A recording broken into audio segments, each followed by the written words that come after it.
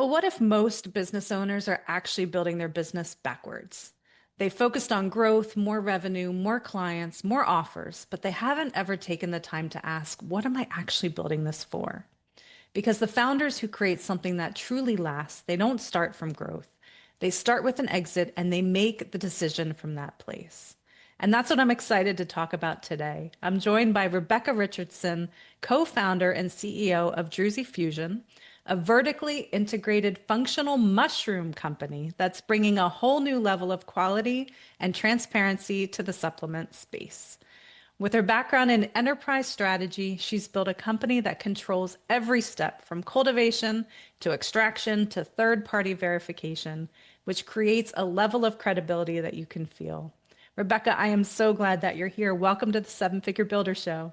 Thank you so much. I'm so excited to be here and have the chat with you today. Absolutely. And we've started this conversation even before we hit record. But I'm going to ask you to just talk us through like that moment where everything shifted. I know your origin story is just insane. So take us there. Well, I had long COVID very early before anybody knew really what long COVID was. And in the journey of that, found myself in seeing a functional medical doctor to Mhm. help me with the underlying causes. And she ran a million tests and found some things that were going on and really had some great advice to help.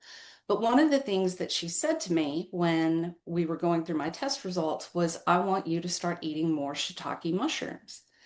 And I said, really? Why? And she said, well, they do this, they do that, and blah, blah, blah. And I said, well, that's really funny because I am growing shiitake mushrooms. We're growing them at home, and I just am about to have some ready to go. And we're thinking about starting a mushroom farm. And she said, really? What kind of mushrooms? And I said, well, medical mushrooms. We're thinking about producing mushrooms for the supplement industry. And she put down her pen and she looked at me and she said, I will buy every functional mushroom you can produce. And I said, what? And she said, I want all of my patients to take functional mushrooms, but I can't find a source that I trust. Wow. And that opened the world for me. At the time I had been laid off from my IT job. I was trying to figure out what the next steps were. We had moved to my family's property, which was a vacation property, but basically a farm, a lot of pasture land, mixed woodland. And we thought, well, if we're going to live here permanently, we need to make the farm not a holiday place. It needs to be, a productive producing farm. So we started looking into growing mushrooms because we had always grown mushrooms for ourselves. My husband has a PhD in applied mathematics, and he did a lot of his research on drug absorption modeling. Mm. His PhD thesis was all about building a better pill, how things dissolve in the body, where different compounds get absorbed into the body. And a lot of it was around how much extra medicine do you have to put in a capsule Mhm. so that the body can absorb it, right? So that Mhm. it can get through the digestive process, knowing that a significant percentage in any type of a capsule or a dry material is going to be lost in the Right. process. So it all kind of dovetailed together. And in the process of going through it, my doctor started collaborating with me and sharing with us what a functional practitioner would look for in a product in order to feel like it was trustworthy. And she used a particular supplement brand as an example and talked about how it wasn't so important that it was certified organic, but it was really important that it was third party tested. Because you Mm. can be organic and not test your stuff, and everybody thinks, oh, it's great because it's organic. But if you look into the organic certification, a lot of the pesticides that are allowable in organic growing and in organic production are not things that I would want to put in my body or my family's body or my animals' bodies. Sorry about that. And so we started digging into it. I was speaking with my cousin, and he said to me, I was explaining to him about the business idea Mhm. and used that supplement company as an example of the modeling that we were thinking about and that we were researching. And he said, "Why do you bring up that brand in particular?" And I said, "My doctor trusts them. These are the things that they do that she feels make them a trustworthy brand." And he said, "Well, funnily enough, I play tennis with the ex-CEO of that company, and he's the nicest guy in the world. Do you want me to set up a meeting?" Wow. Yeah, of course. So off to Memphis I go, had this fabulous meeting with him, and that's where we started having the conversation about the exit strategy. Mhm. His first question for me, after looking at the business plan and talking a little bit about it, he said, "Where do you want to go with this? What is your goal with this? Is this business to support you in your retirement? And what are you real? Do you want to build a big company? Like, what do you want to do?" And I said, the more I dig into this, this is a very important product. And what we're seeing when we look at other manufacturers and we look at the research, nobody's really doing a laboratory, what's the right word, viable Mhm. extraction that will allow you to get the full spectrum of compounds out of the mushrooms. And there are a lot of reasons for that, and I could talk about that for 27 hours. But the key thing was I think this is a bigger business than what we originally thought that it was. And I said to him, I'm getting so deep into this that I kind of feel like I've sold it to myself. Mhm. I kind of feel like a strategic consultant who's gone in and I've convinced myself that this is a really good idea and this is, we're going to do it this way. It's going to be completely different. And am I dreaming? Like, do you think this is viable and do you think this has legs? And he said, "Oh, yeah." And then, of course, he's acted as an advisor to me as we've gone through the last 3 years. And, but looking at it from the exit strategy, when he asked me that question, I said, "I really think I want to build this into a very well respected brand that then when we decide, okay, we've had enough, Mhm. that we can then sell and move on." And Mhm. so we built the business looking at it from how is this going to have to be structured so we can sell it? Mhm. If it's just Rebecca and Carl and I'm whipping up tinctures in the kitchen and you get this like vision of like this grubby little woman in her kitchen, making making mushroom extracts. It's like, no, we have to really, if we're going to do this, we are not going to be, first of all, we're not going to be snake oil salesmen. Mhm. We're not going to build anything and make any claims that are not backed by peer-reviewed research because both of us are such science-oriented people. Like we just, that was absolutely key. Mhm. And so if you look at it from that perspective and then you walk back a little bit, and your background is in IT as well, and so I Mhm. know you're going to understand this. My background is in project management, strategic project execution, strategic planning. And you know about the project management triangle of constraint. Mhm. And Yep. so you have to look at like a project, any project that you do, whether it's, doing a renovation on your house from the time, cost, and quality Mhm. perspective. And one of those is going to have to go as you move forward in your Mhm. planning.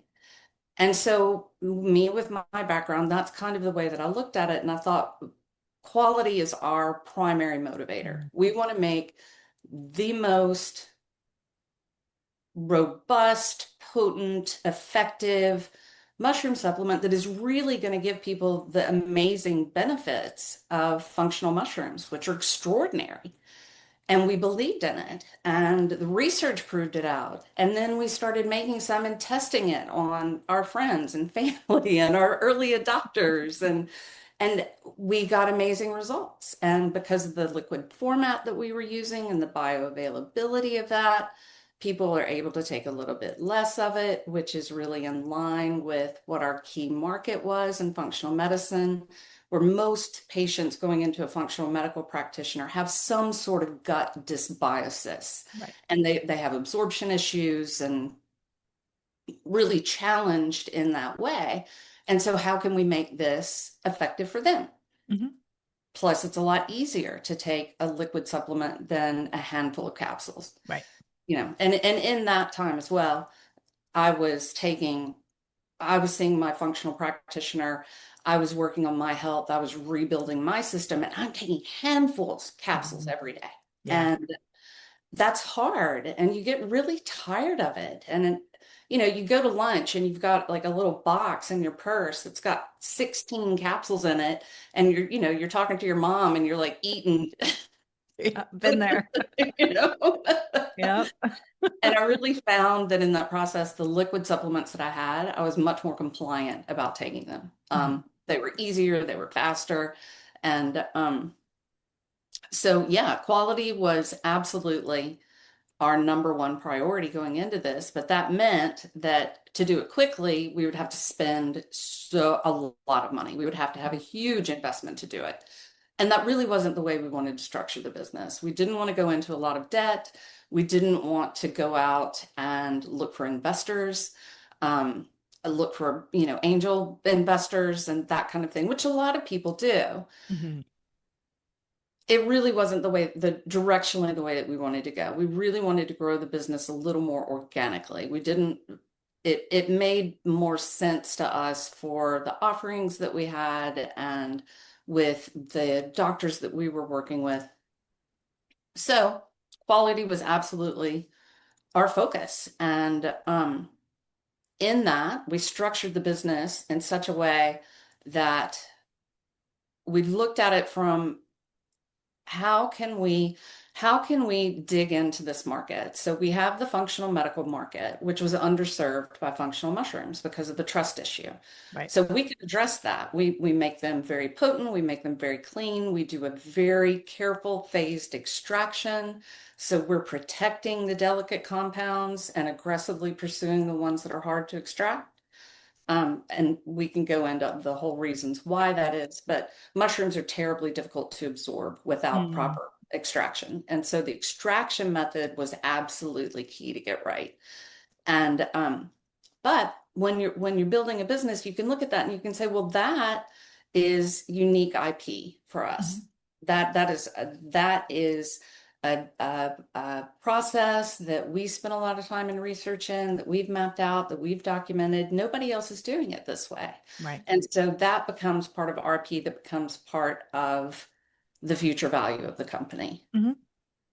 And that was the way that we looked at it. Every step that we took, from funding the company to planning the growth of the company to who we targeted as our first customers, who we targeted, then the approach to opening that up to the wider world, which we're Mhm. just now in that stage. We've just started that. To how far out is that exit line, and what do we have to achieve? And if you say, and I've always liked that approach, even back in my project management days, if you look at a project and you say, what is the best possible outcome Right. from this project? And you say, okay, well, here we are. How do we get to here? And what's going to happen in the middle when it all goes wrong? Like, where's our plan B? Where's our plan C? Because it is going to go wrong. It always Yep. goes wrong. And so that's the way I looked at it. I looked at the journey from started at the end. And in that early planning stage, when we sat down with our earliest advisors, and then worked it back to say, how can we actually structure and model and plan this business so Mhm. that it gets us back to where we are now? And what do we have to do to get in between there? And is it realistic? And, you know, you can white label a supplement brand and hire somebody out to manufacture it for you, throw a bunch of money at it, get a great big huge following, make a whole bunch of millions of dollars, and leave. And that is a valid business strategy. Oh yeah. It absolutely is. It wasn't the strategy that we wanted to take. It didn't sit well with our values, and Mhm. we just that wasn't who we wanted to be as human beings. And I don't think we could have taken a better approach, because going through it this way and actually seeing the difference in people's lives through something as simple as a mushroom supplement, I mean, I can tell you so many stories, and we can definitely get into that if you want, but it really gave me a sense of purpose, and it helps me stay motivated. Um, I have people telling me, you can't stop doing this. Like you have to keep going. Yeah. You can't exit now. Right. But, and then again, to that exit point, you have to think about like, who do we want to sell to? Right. Who are going to be the people that we target? Like, that is as important because if you're building a company, particularly if you're really focused on quality and you're really focused on integrity and you're really focused on education, who are you going to sell that company to that's going to carry that forward Mhm. along with them? It has to be a company that is aligned Right. with our core values. For sure.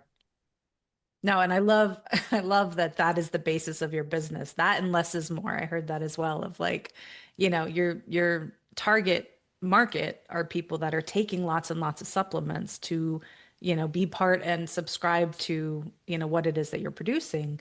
But, when you approach it from quality, integrity, less is more, you're making their world better, their health better. Like you're absolutely going to have those awesome results and lifelong customers that want you to stay around forever, which is absolutely what you want. It is. It's wonderful. And I love it. I love it when I'll get a random email from a customer who will say something like, I have fibromyalgia. I haven't been able to sleep longer than 30 minutes at a time for the last 2 years. I started taking your reishi, and now all of a sudden I'm sleeping 4 hours at a time within 3 days. It's like, wow. Yeah. Like it's hard to believe sometimes. It makes all my hair stand up. It Yeah. and it for me personally, I find it really deeply fulfilling. I never knew that I had such a desire to help people. Which is really funny that this has like come through, like how much just joy, just pure internal joy I get from changing people's lives. Who knew? Who knew a Right. mushroom was going to do that? Off of growing your own mushrooms. And I love mushrooms. My husband can't stand them. So we have that internal joke, but I'm like, I am a huge fan. So yeah, I think that's pretty awesome. So as you were getting advice from all these people and you had your advisors, like what would you say was the most powerful advice that you got or anything that really stood out to you? Um, I think there were a couple of things. So the feedback that I got from the functional doctors that were interested in our products, one thing that I learned really quickly is that everybody had kind of heard that mushrooms are really good for you, but nobody had this cohort had really not looked into like, well, why and Right. which ones are good for what? Because the different varieties all have unique compounds Mhm. that interact with the body in different ways, even though sometimes the effects overlap. And so there was a lot of education. And I think that really learning how to communicate those benefits, not only to doctors, but to the public in a way that's digestible Mhm. was critical for me because we tend to go down like the science thing. And my sister says that we start talking like the parents in the Peanuts cartoons, the blah, blah, blah, blah. But it, really, really learning to make that translation. And I think that a lot of that came from my IT days. Mhm. And when you have those technical conversations and you have to like really pivot Translate. those to an executive audience or pivot the executive story to the technical audience. And so learning that communication translation, I think was one of the skills that really helped me make this transition. Mhm. So there was that. And then from the business side of it, um, was to stay away from the banks. Don't take out a loan. Don't take on interest for your business. And if you are in a situation where your business is working, right? The numbers look good, the metrics look Mhm. good, even if your revenue isn't huge. but your numbers are good, your metrics are good, your returning customer rate is good, you have a winner. And you're very likely to be able to go to an investor who would be willing to invest for a piece of the business rather than like a bank or any other kind of a loan where you're servicing the interest on the business. Yeah. And I think, and I hadn't really thought about that. We were really at that point looking at how do we finance this? How are we going to pay for this? Because we had bootstrapped the original stages just as, proof of concept and all of that. And then it was like, no, we need to build like a lab. We need to invest some money Yeah, if we're which really going is to do this. significant investment. Yeah. And so it was like, well, how are we going to go down that road? And I ultimately ended up doing a self-funding through the ROBS program, which Okay. a lot of people really don't like that concept, and I understand why. It's high risk because a lot of people may not know what the ROBS funding is, but there's a way that you can roll over your 401k money into Mm, starting a new business gotcha. and or recapitalizing a business. And I had a friend who I had worked with at EMC, and he had started his own business. And I think he had like a 12 billion exit, like it was crazy. But he funded his through the ROBS funding. Mm, And I talked to him about it, and he said, look, the reason why I did it was because I believed so much in what I was doing. And so I took a gamble, but I took a gamble that I could afford to lose. yeah. He was like, you can't put all of your eggs in the basket. But if you have like a smaller basket that's got a few eggs in it, that's enough to fund your business, and you really believe in what you're doing, and the market signals are good, and your advisors think you're good, why wouldn't you do that? Yeah. You And gamble on yourself. right. And so that's what we did. We did it through the ROBS program, and it has created a lot of freedom for us, which is great because it allows us to maintain control of the direction of the business, and we don't have to make compensations for an investor who wants to see something done differently. Yeah. And I liked that approach because it also works well with our exit strategy. And so we went forward with it. I'm really glad we did, but it's a big risk. And it is the thing that, I mean, there's enough fear in entrepreneurial world, Yep. right? I think we all can understand and relate to those nights where you just lie there and you're like, what have I done? What have I done? Like, how are we going to get through this? What's the next step? All these people are relying upon me. Like, it's a lot. Yeah. And the doing that self-funding thing does add a little bit to what I call the fear. It's gonna work or it's gonna work. Right. Oh, yes. No, And you I understand that. You're in an entrepreneurial situation as oh well. yeah. Yeah, I totally get that. Well, and with your business, you were also entering a very crowded space. Like Yes. this wasn't just a one, magical spot. So tell us a little bit of like how did you differentiate yourself? Like you're coming into a crowded space with an obscure concept. Like how did that work for you? We looked at that and said, what the thing that's really going to make us different is education, Hmm. um, guiding people to the research, letting them see for themselves. Because I think the biggest problem about being in an industry that is heavily regulated but not heavily controlled Hmm. is you pretty much can say anything. Yeah. You can say anything. And so, if you're taking the business approach where you want to do it fast, you want to do it cheap, and quality isn't the issue, in Hmm. the mushroom world, you would do it with mycelium rather than the fruiting body. And the mycelium is basically the root structure of the mushroom. Hmm. And I should have brought some jars in here so I could show you. But basically, what happens is you take oats or rice sometimes, depending on the mushroom, Mhm. and you put the spores in there, and then that turns into what they call mycelium, and it's white and it's kind of fluffy, and it grows all through that grain, and it kind of transforms it. It almost is like a fermentation process.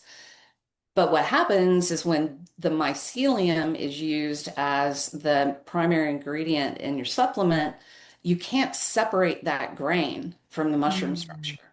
And so all of it gets dehydrated and ground up, and that becomes your mushroom supplement.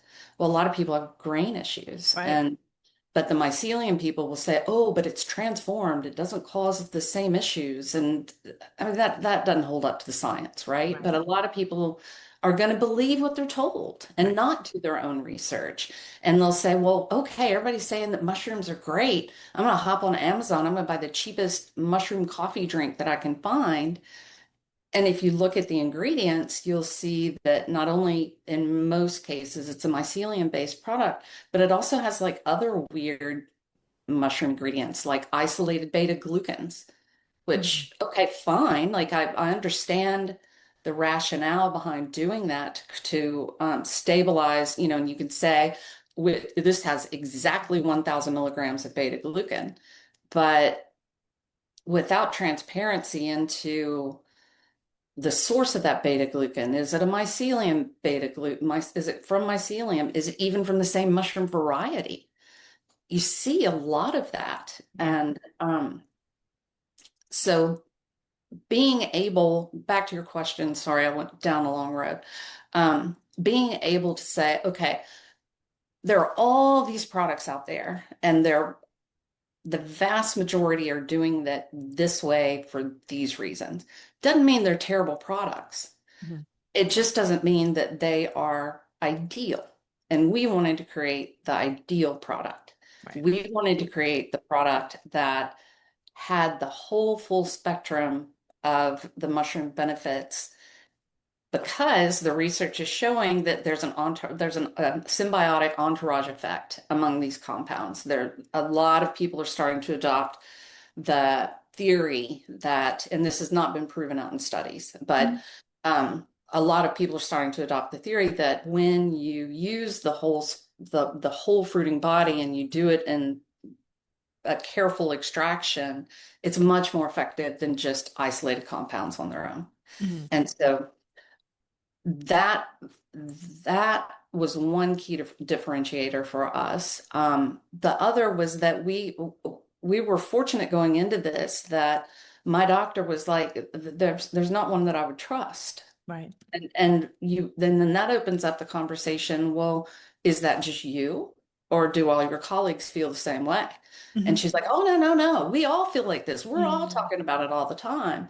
And then she put me in touch with six other doctors, and I went and talked to them. Yeah. And I think the real key to finding a unique gap in the market, particularly in a crowded space, is to listen. Mhm. Listen to what people are telling you. Listen to why they don't like what's happening in that space right now. And listening to what they really want. Mhm. And that kind of goes back to sort of that Six Sigma approach too, to Mhm. doing project execution and to moving a business forward. You can make all the assumptions you want about what people like and what they want. And it's always so surprising to me when you actually start talking to them and ask the questions, you get those surprise answers. Yeah.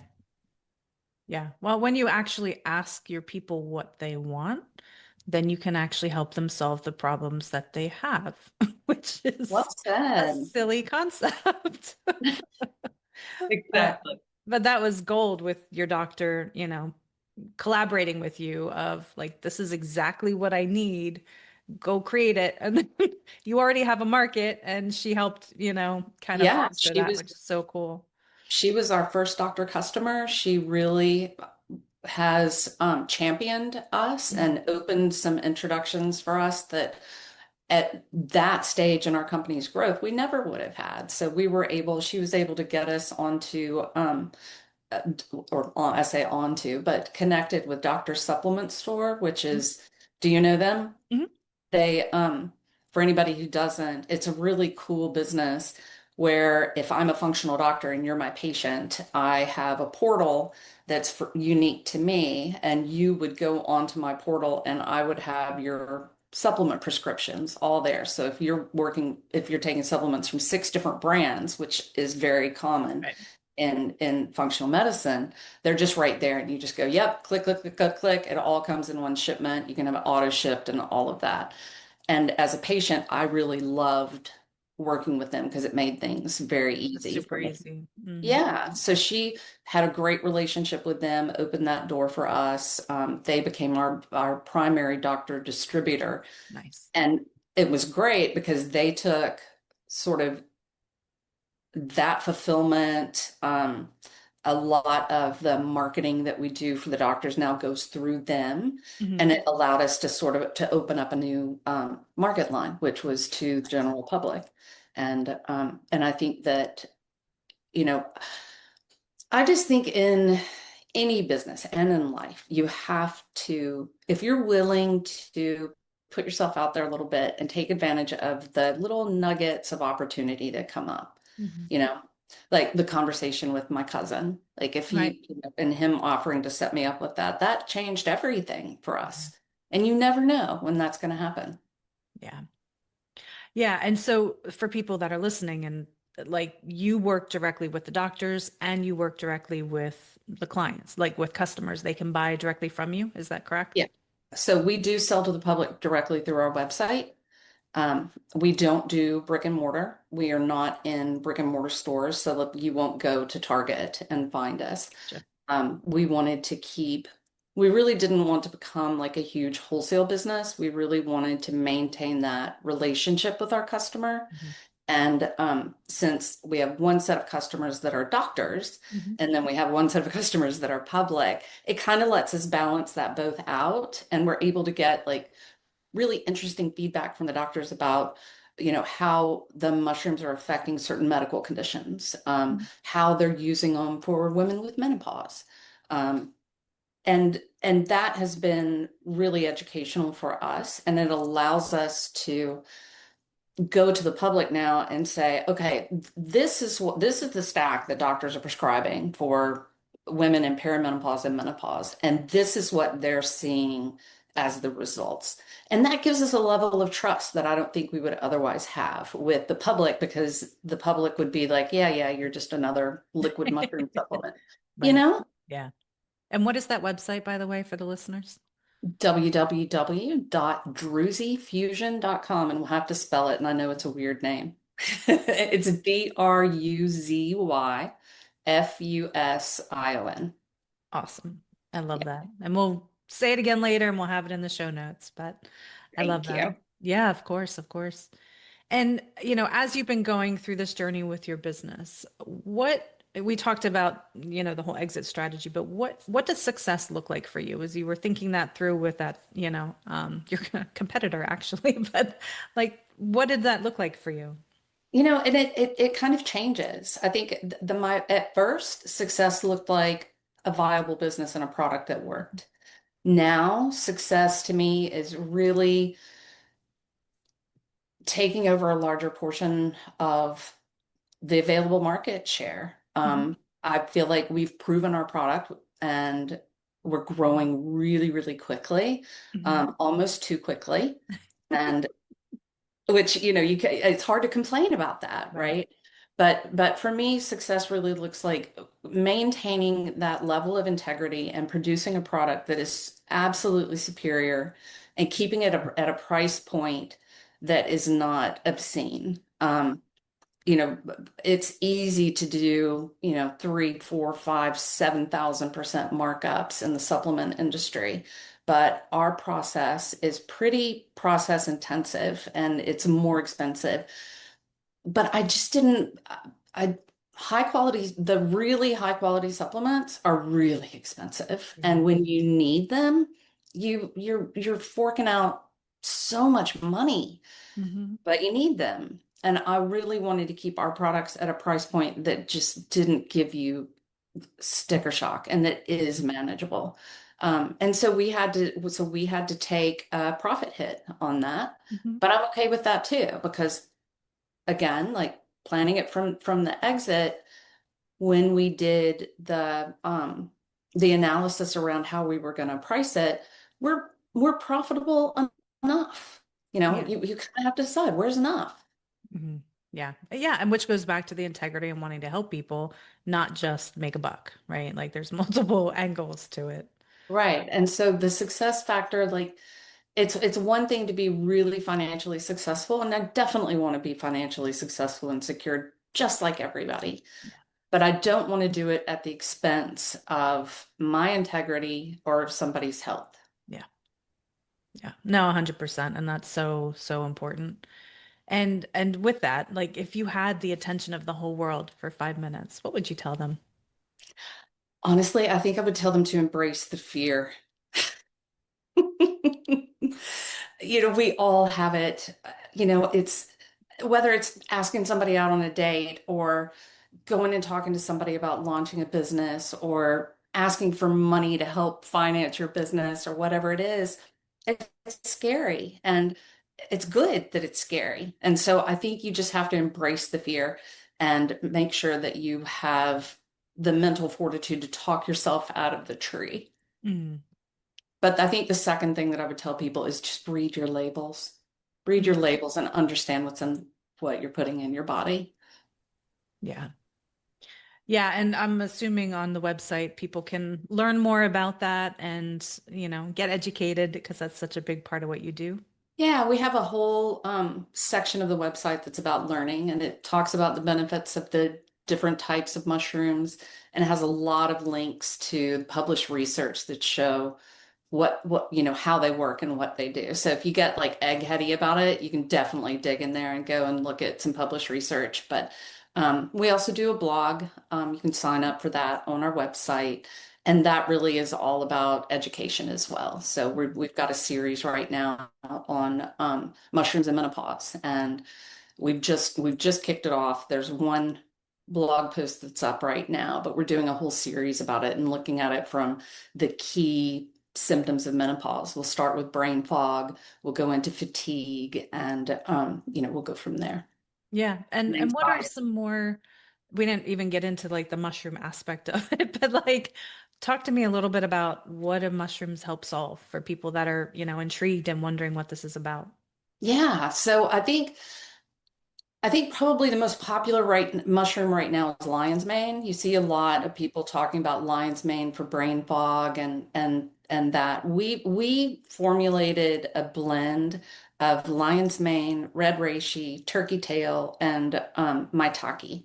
And the reason that we did that is because each of those mushroom varieties works to support a different system in the body. Mm. So red reishi is a known adaptogen, and so adaptogens help your body respond to physical and emotional stressors. So reishi, for example, is really good for body function. It is has been studied for its anti-tumor properties. Turkey tail has also been studied for anti-tumor properties, but it is really effective in the gut and is really effective for the liver, whereas reishi's better for the heart. And then you have maitake, which is brilliant for helping your body regulate immune flares. So if for me, somebody who has a lot of autoimmune issues, the reishi has really helped calm those autoimmune flares down. It helps your body regulate that immune response. And so cytokine regulation. And then we have lion's mane, which is a nootropic, and that makes the entire nervous system function better. So not only with brain fog, but it helps stimulate new neural pathways in the body and helps with nerve regeneration. And there's a lot of studies that prove that out. Um, and did I leave one out? I don't think I did. We went through the four. And then we also do cordyceps, which is also an adaptogen and helps the whole body work better. And it is known for athletic performance and recovery. So it helps with your ATP utilization and it helps your body absorb oxygen. And that has been proven out in human studies. But then you look at it and you're like, well, how does that work? Well, guess what? It only works if you do a cold extraction. Mm, And so there are all these little subtleties about how effective these mushrooms can be, and that all comes back to the methods that are used to extract it. yeah. So we try to follow the functional medicine guidelines, and we do bundles and we do stacks. So we look at what the doctors are prescribing for their patients, and we'll, recommend them as a stack to the general public on the site. So you can go and you can shop by health concern. We haven't, we have like an autoimmune pack. We have a performance stack. Gotcha. So for athletic performance and recovery, which gets harder as we age as well. But I think the key message about functional mushrooms is that systemically they help your body age better. It's all about healthy aging, right? Yeah. Yeah, for sure. As much as we can certainly help it. Health span versus lifespan. For sure. Yeah. So everybody go get more mushrooms. Check out the website. Tell us again what that is. www.druzyfusion.com. Perfect. And we will check it out and go get some mushrooms and age gracefully as we can. Thank you so much for having me on today. Absolutely, Rebecca. This was so much fun. I'm really excited. So thank you so much. Thank you. Yeah. And if you found value in this episode, please do share it. That's how people find us. And you can find me at sevenfigurebuilder.com, and I will see you on the next episode.